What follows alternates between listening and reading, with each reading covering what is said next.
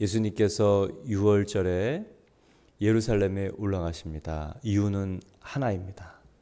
온 세상 죄를 지고 가시는 하나님의 어린 양, 예수님의 정체성이 바로 대속을 위한 희생양이기 때문에 그렇습니다. 예수님은 자신의 이 사명이자 이 땅에 오신 목적인 십자가에 달리시는 것을 위해서 자기 발로 스스로 예루살렘 성전 안으로 들어옵니다.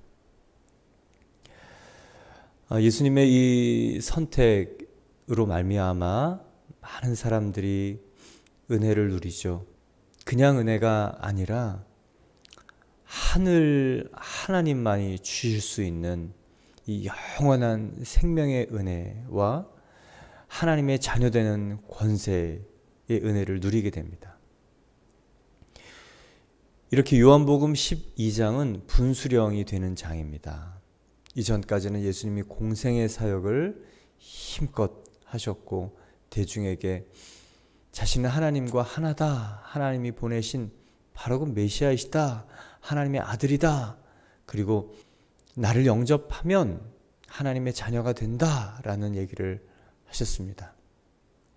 그러나 오늘 이 12장을 지나고 13장부터는 대중사역을 하지 않으시고 이제 제자들에게만, 12제자들에게만 향한 아주 귀한 보석 같은 메시지들을 하십니다. 그 메시지란 말로 하는 메시지뿐만 아니라 세족식, 발을 씻겨주시는 그 종의 모습을 통하여 정말 예수께서는 섬기려 오시는 분이라는 것, 그리고 은혜 받은 자는 섬기는 자이라는 것을 알려주시고, 또 성만찬, 예수님의 살과 피를 먹는 자 생명을 얻는 것이고, 그리고 그 생명을 얻은 자는 계속 예수님의 살과 피를 먹고 기념하고 또 그것을 전파하는 성만찬을 할 것을 또한 보여주십니다. 그리고 그 다락방 강화의 핵심적인 말씀, 성령에 대해서 얘기하시죠.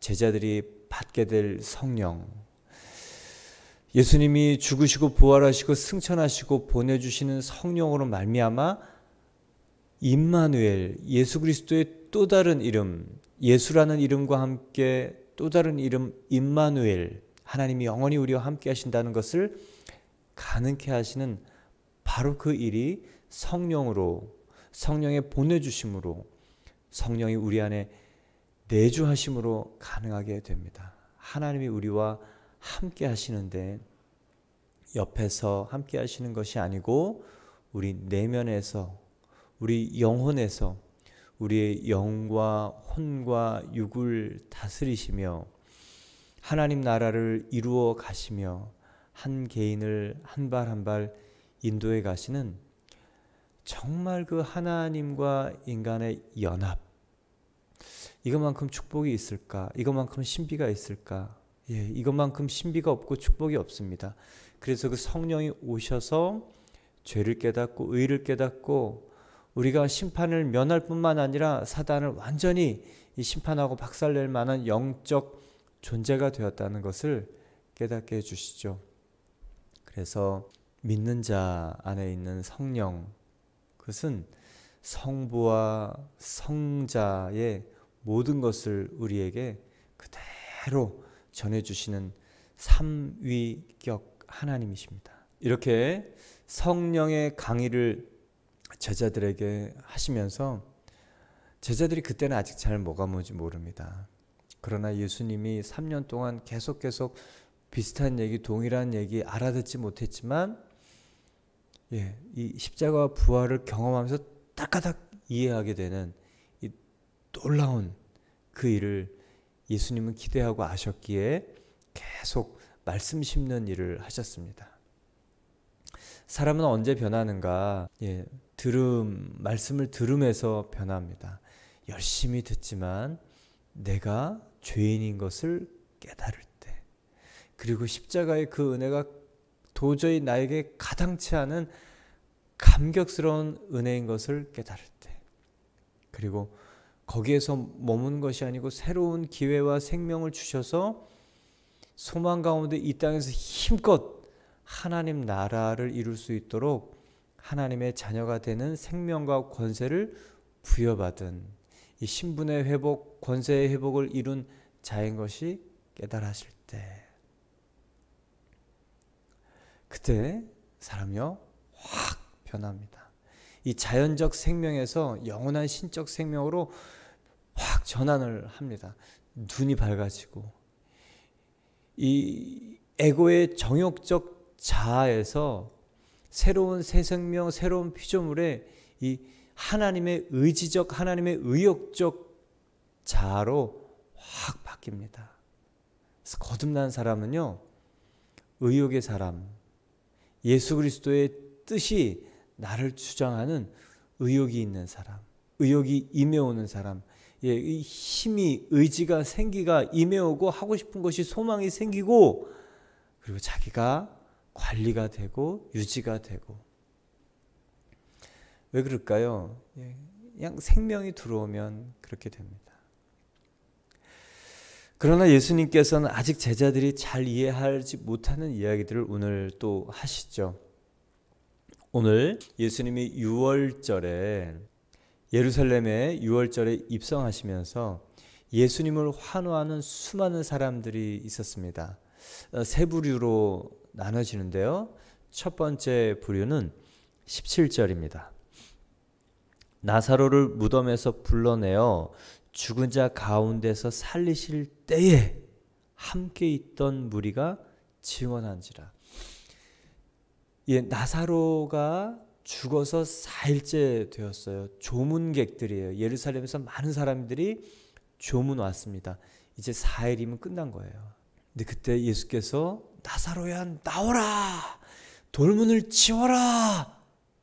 많은 사람들이 그 순간에 웃었습니다. 뭐 하는 거야 저거? 정신이 있어 없어? 맹인된 사람을 눈뜨게 하더니 죽은 사람은 못 고치나 보네, 못 살리나 보네, 에이 저 무슨 짓을 하는 거야? 이랬던 사람들이 수건이 동여매진 이 베옷이 수의가 동여매어진 나사로가 걸어 나오는 것을 보고 기겁을 하죠. 이게요 보통 뉴스는 아닙니다. 그냥 센세이션한 뉴스 정도가 아닙니다. 이거는 기겁할 뉴스예요. 만약에 어느 교회에 죽었다가 살아난 사람이 있다면, 그리고 그 사람이 주일 예배 나오고 새벽 예배 나올 수밖에 없겠죠. 뭐 경배할 수밖에 없는 사람이 돼요. 제자가 될 수밖에 없습니다. 그 사람이 어느 교회 예배한다 그러면 우리가 가보지 않겠습니까? 그리고 그것을 목도했던 사람은 가만히 있을 수 없을 거예요. 나 봤어. 정말 그 사람 죽었는데, 냄새 났는데, 시체가 부패해서 상했는데 걸어 나왔다니까. 수건으로 동여매서 칭칭칭칭 진물이 묻어있는 그 사람이 걸어 나왔다니까. 여러분, 이렇게 현장에서 목격한 사람의 증언, 이거는 말려도 안 할 수 없습니다. 예수 그리스도께서 헬라인들은 지혜를 구하고 유대인들은 표적을 구하는 것에 목을 맸지만, 예수님께서 여러 표적, 세메이온, 이 기적과 이적의 목적이 예수 그리스도가 하나님의 아들이시고 메시아이신 것을 나타내는 표적을 계속 보이신 이유는, 예수님이 하나님의 아들이시기도 하지만 그것을 나타내려고 했던 것이 첫 번째 이유이지만, 표적이 사람들에게 주는 충격이 있습니다. 그렇죠?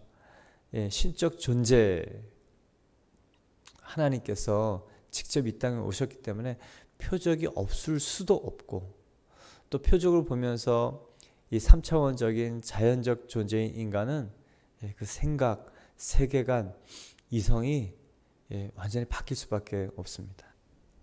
이렇게 나사로의 죽음을 직접 목격한 사람은요, 머리로 이론적으로 기독교를 배운 사람하고 전혀 다른 얘기를 합니다. 강력한 증인이 돼요. 말하지 않을 수 없습니다. 자기가 본 것에 대해서 계속 확신 있게 말하게 되고, 그리고 더군다나 그것이 하나님이 원하시고 기뻐하시는 비밀일 경우에는 힘껏 말하게 되고, 그래서 순교까지 하게 되는 것이죠. 제가 중국에서 사역할 때 목격했던 것들을 계속 반복 얘기하잖아요. 여러분 왜 그런지 아세요? 너무 신기하니까. 기절초풍할 일이거든요. 그냥 이제 뭐 팔다리가 자라나고 없는 장기가 생기고 소아마비가 다리가 자라고, 그리고 아픈 분이 자리에서 이렇게 뜨는 그 일을 보는 거 계속 얘기하잖아요. 왜요? 있을 수 없는 일을 봤기 때문에. 그래서 예수님의 이 초대교회의 증언자들이 왜 똑같은 얘기를 하는지 알겠어요. 나 죽은 사람이 살아나는 부활을 봤어. 예수 그리스도 십자가에 죽었는데 3일 만에 부활해서 내가 봤어. 사도행전의 제자들, 성도들, 초대교회 신앙의 사람들, 순교자들은 똑같은 얘기를 합니다. 나 부활하신 예수를 봤어. 볼 수 없고 기대할 수 없는 일을 본 사람 머릿속에 심겨진 그 일, 그 사건. 그래서 순교가 가능해지고, 그래서 죽음이 이겨지고, 그래서 자기 인생을 드리게 됩니다. 여러분, 부활의 증인 되어야 됩니다. 부활이 저와 여러분 안에 정말 살아있는 간증으로 나타나길 바랍니다.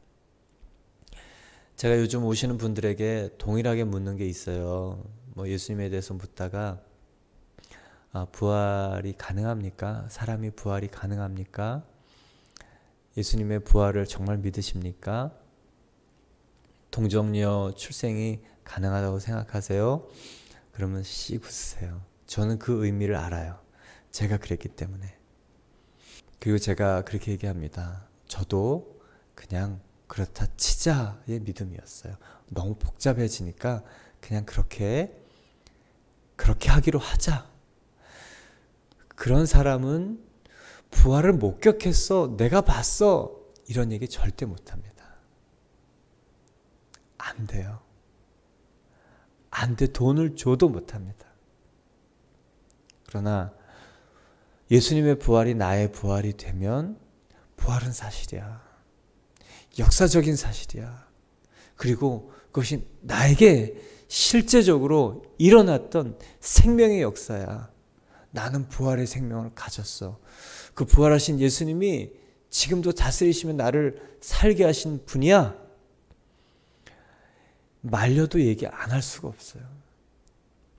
여러분, 이 부활을 목격한 이 사람들이 예수 그리스도의 입성, 예루살렘의 입성을 환호하고 오히려 계속 증언하는, 저 사람이 나사로를 살렸어. 저 그리스도가, 예수가 그리스도야. 예수가 메시아야. 아니면 그렇게 할 수가 없어.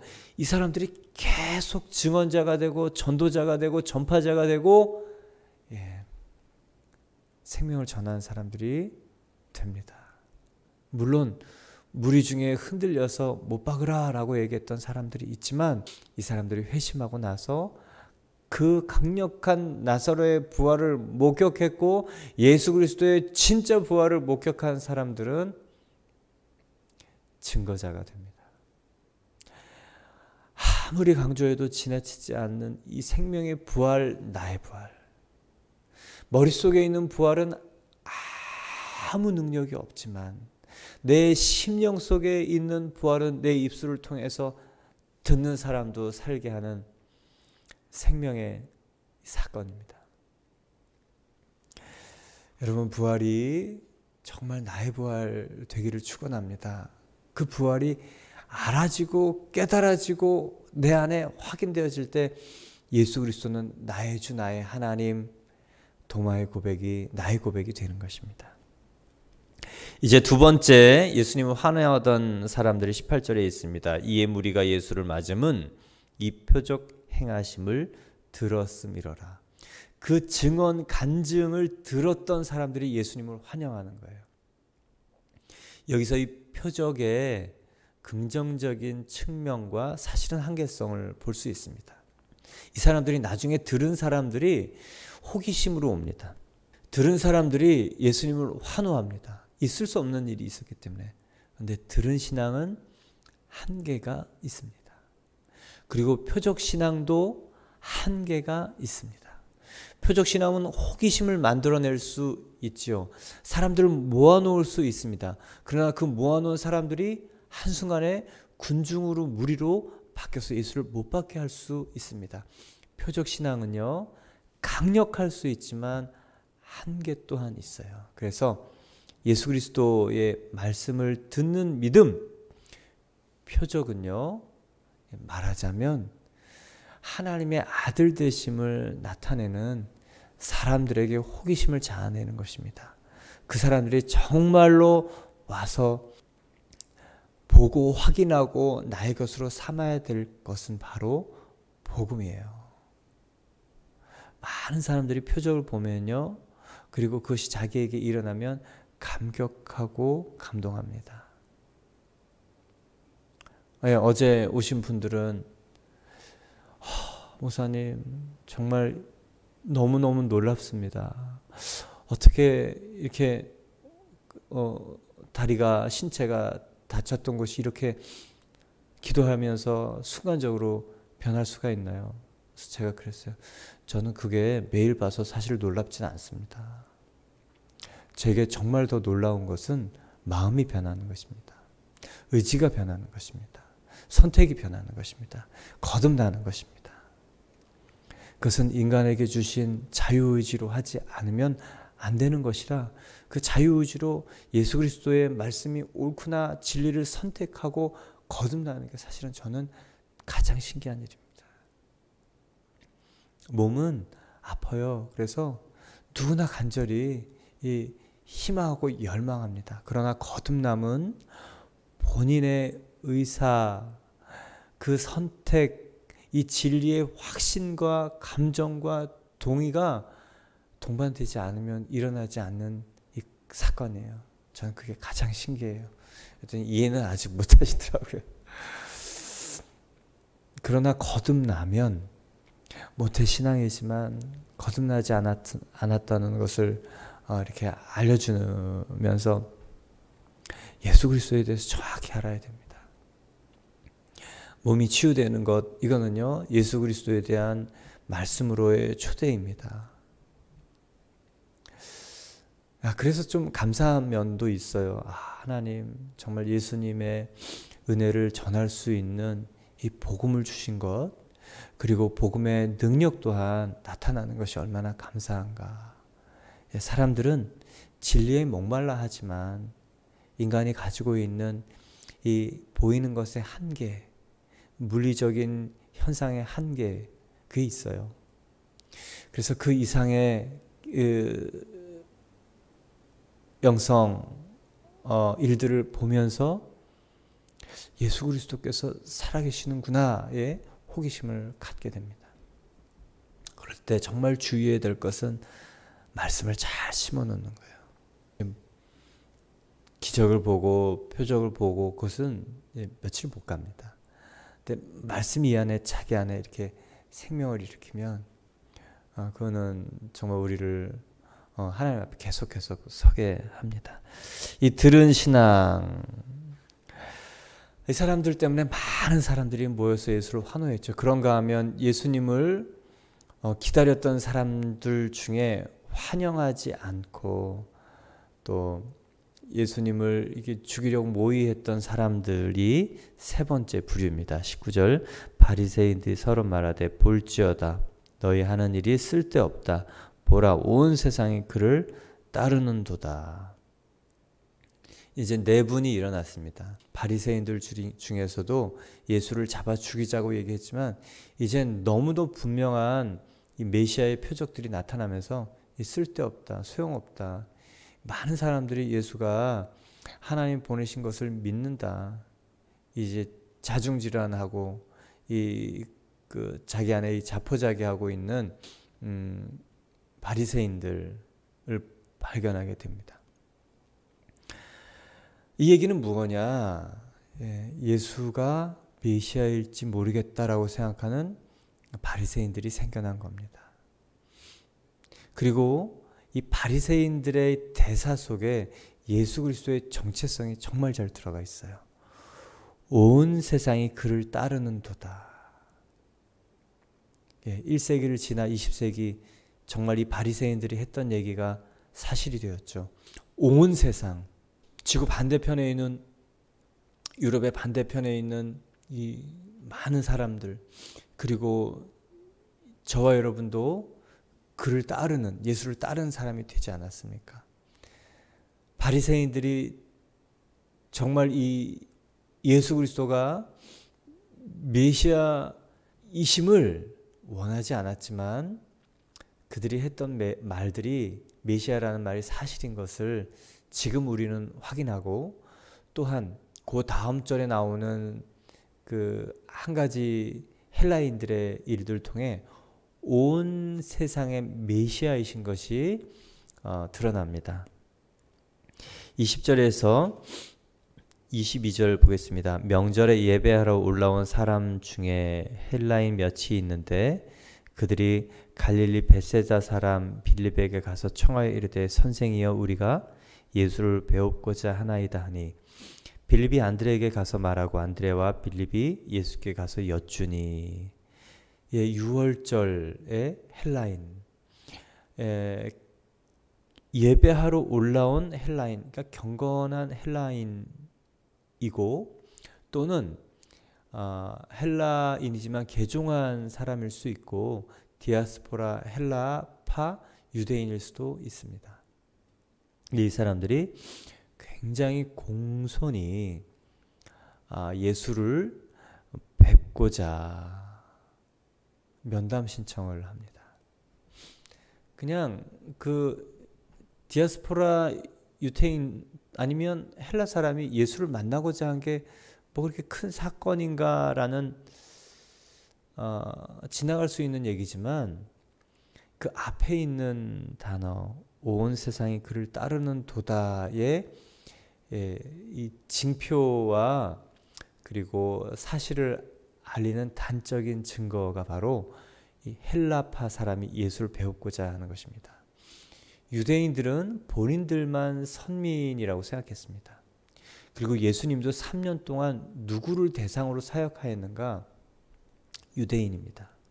그래서 이방인 수로보니게 여인에게 정말 그 은혜가 유대인에게만 있다라고 얘기를 하기도 했습니다. 이 빵을 자기 자식에게 주지 개에게 던지지 않는다라는 말씀까지 하셨죠.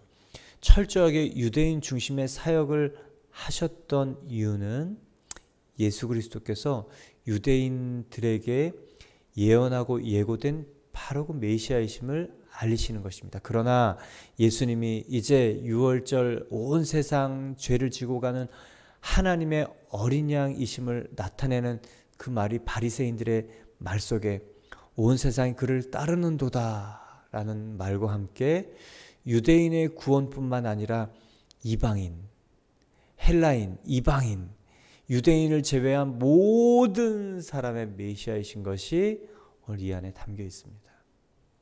여러분, 하나님의 구원, 예수 그리스도의 은총에서 제외된 사람은 아무도 없습니다. 누구라도 그 사람의 신분이 어떻든 현재의 상황이 어떻든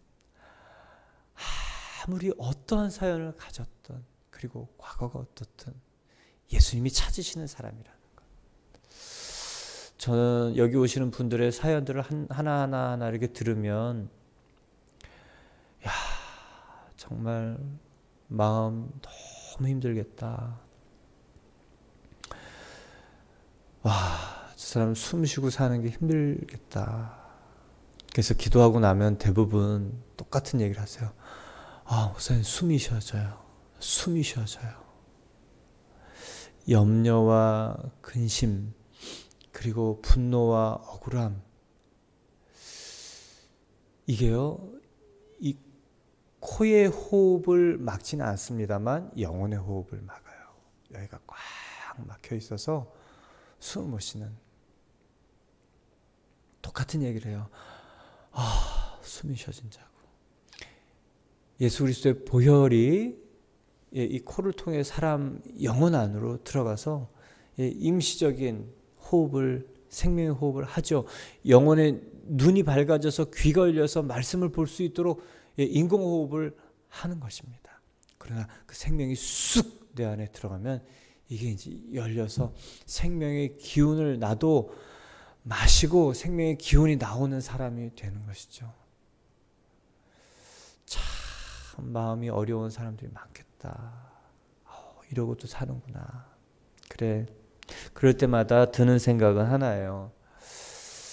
그래. 끝까지 충성되게 이 사람들 많이 살리고 인도하고, 또 이 사람들이 눈물을 흘리는 그 모습 보면요, 기도가 돼요. 하나님, 이 가슴 아픈 원통함, 그 눈물, 그러나 그 눈물의 의미가 이렇게 변하고 있는 그 화학적 반응이 달라지고 있는 그 현장을 목격하고 있으면 각오가 새로워지고요, 소명이 분명해지고요.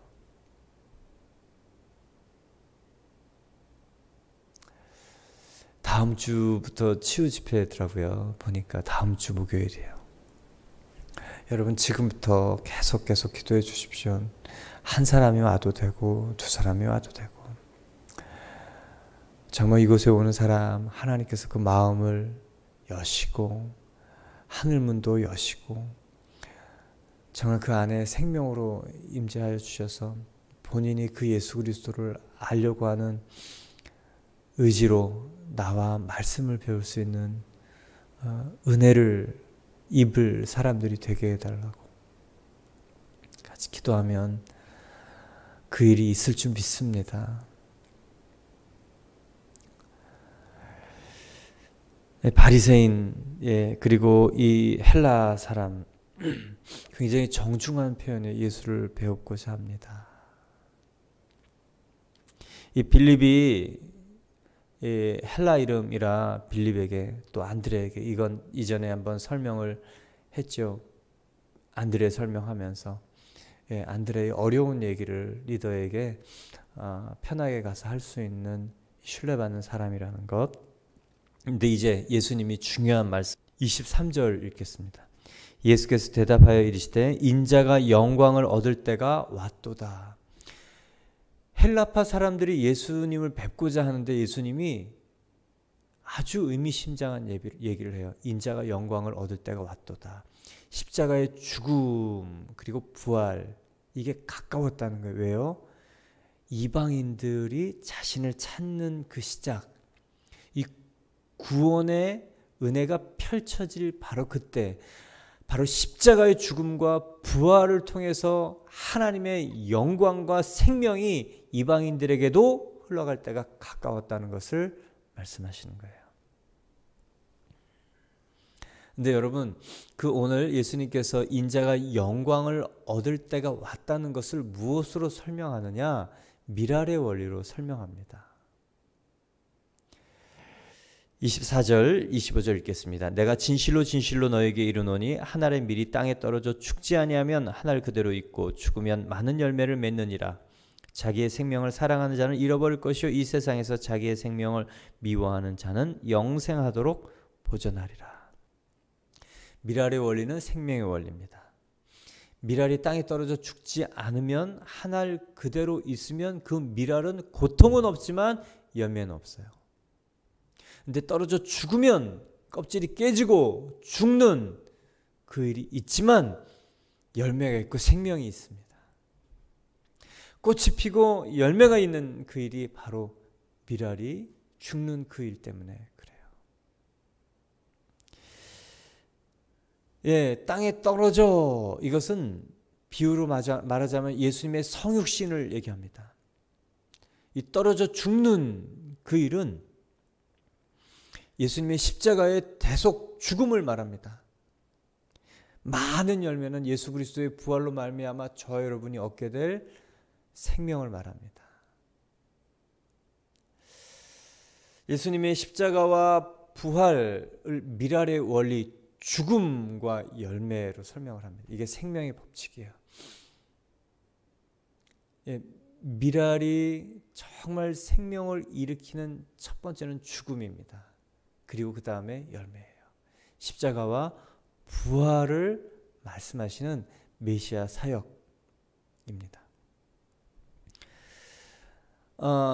예수님의 영광, 인자의 영광은 사실은 제자들은 미랄의 원리를 기대하지 않았습니다. 이 헬라인들도 그랬고 많은 무리들도 그랬고 전쟁용 백마를 타고 입성하시는 전쟁 영웅, 이 정치적 메시아, 경제 대통령을 기대했지 그냥 힘없이 죽는 나귀를 타고 발이 끌리는 우스꽝스러운 나귀를 타고 입성하시고 그리고 십자가에 처형당하는 예수 그리스도를 기대하지 않았습니다. 그러나 하나님의 방법은 좀 달랐어요. 예, 겸손의 왕 예수 그리스도 죽음을 선택할 수밖에 없었던 한 가지 이유가 바로 이거예요. 사람은 반드시 심판을 받아야 된다. 한번 죽는 것이 명확해야 된다. 옛사람, 옛자는 고쳐서 쓸 수 없다. 그 존재는 반드시 죄의 삭신, 사망 이것을 지나지 않으면 부활의 생명은 없다. 그래서 예수께서 전쟁 영웅으로 오신 것이 아니고 이 십자가의 대속자의 처절한 죽음으로 우리의 생명을 마련하신 것입니다.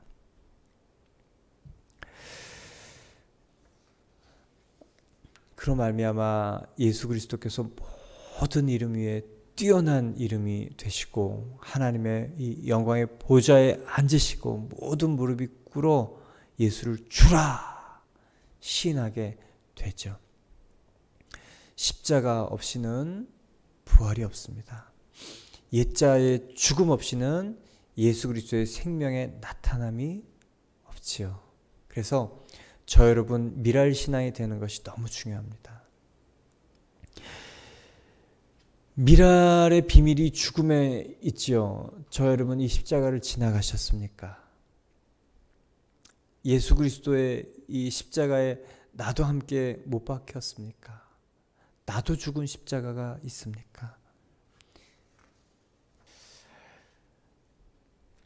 예수님은요, 우리에게도 동일한 미랄 신앙을 통해서 역사하실 것을 기대하세요. 인자가 온 것은 섬김을 받으려 함이 아니요 섬기려 하고 많은 사람의 대속물로 자신을 주려고 오셨다. 그리고 정말 큰 자는 누군가 섬기는 자이다. 미랄의 원리의 이 자기 포기와 자기 죽음의 원리, 내려놓음의 이 비밀, 이것이 바로 이 부활의 열매를 맺게 하는 비밀입니다. 근데 예수님께서 그것을 조금 더 구체적으로 미랄의 원리가 무엇인가를 설명하고 있습니다. 25절, 26절을 보면 자기의 생명을 사랑하는 자는 잃어버릴 것이요 이 세상에서 자기의 생명을 미워하는 자는 영생하도록 보존하리라. 사람이 나를 섬기려면 나를 따르라.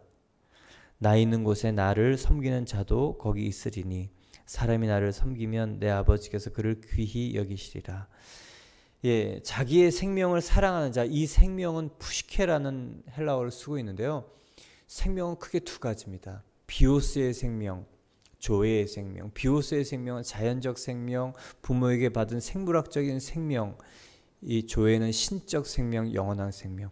근데 여기서 이 푸시케는요, 비오스의 생명이 한 사람의 목숨으로 설명될 때 비오스의 생명을 푸시케라고 해요. 그러니까 결국 비오스의 생명이에요. 이 육적인 생명, 자기의 생명, 이 생물학적인 생명에 목숨을 걸고 사는 사람은 그 생명을 잃어버릴 것이다. 그렇지만 영생이라고 얘기한 이 조회, 분명히 구별되는 단어를 썼어요.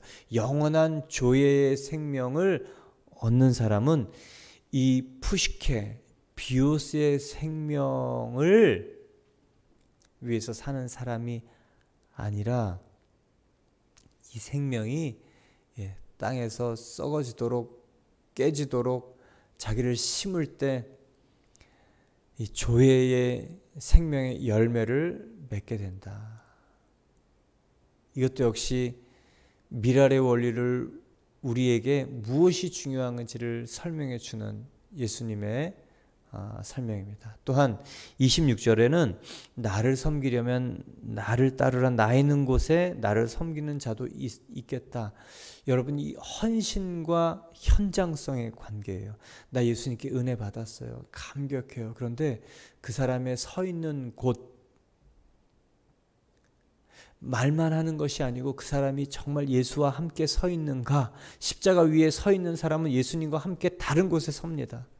예수님의 사역 현장 가운데 섭니다. 먼저는 십자가 가운데 서 있고 그 십자가에서 못 박힌 사람은, 그 십자가의 현장을 경험한 사람은 예수님과 함께 공생의 장소를 시간과 장소와 관계없이 다니게 되고, 그리고 현재의 우리를 통해 예수님이 하시고 싶은 그 자리에 내가 서게 되는 거예요.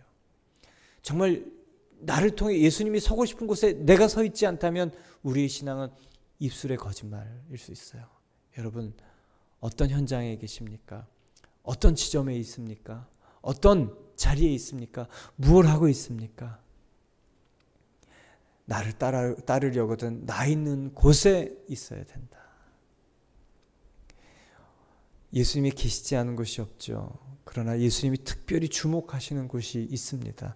그것을 발견하고 이 포인트에 주님이 원하시는 일을 하는 바로 그 지점이 되는 그 일들이 날마다 우리를 통해 있길 바랍니다. 그러면 예수님께서 나를 섬기면 내 아버지께서 귀히 여기시리라.